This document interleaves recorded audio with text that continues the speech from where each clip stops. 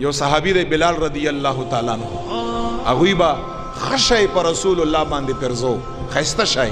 خکل شای پاک شای عمده اعلی سیز ځکه چې محبت داوا به کړه چې مونږ حضور مبارک سره مینه ده د هر چا نه مور سره زیاته مینه ده نو چې چا سره محبت دا وکړي پکار د چې هغې دپاره انتظام انسان د هر چا نه عمده وکړه ښایسته کجورې عمده کجورې بلال حبشي رضی الله تعالی عنہ رسول الله مبارک له راوړې نبی علیه السلام دا اوس کجورې دي نبی علیه السلام ورته فرمایي دا د کوم ځای نه راوړې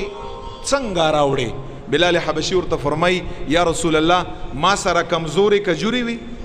کمزورې کوالټۍ والا لږې بیکاره غوندې کجورې وي هغه ما لږې ډېرې ورکړې هغې په بدله کې یا دا ښې کجورې لږې کمې راکړې نبي علیه صلات و دا اوس ګوره کجورې دي دواړه هم جنس دي یو شی دی او دواړه په وزن باندې خرڅږي نو کمای به شی اوس مارته وي دا خو بیا سود دی نبی علیه صلات وسلام ورته فرمایي د مینه اخلاص محبت په خپل ځای باندې بلال حبشي مبارک ته وضاحت نو شوی دی نه مخکې رسول الله مبارک ورته فرمایي قطعا داسې نه ده دا بالکل واپس ویسه بلال حبشي مبارک دا عین ربا ده دا سود دی دا واپس کا پیغمبر علیه الصلاۃ والسلام مبارک په واپس کړي او طریقې ورته وښوده چې طریقه ورته ښایمه دا کومې چې بیکاره کجورې دي دا په پیسو باندې خرڅې کړه او په هغې پیسو باندې ماله ښایسته کجورې واخله نو کجورې به دم وشي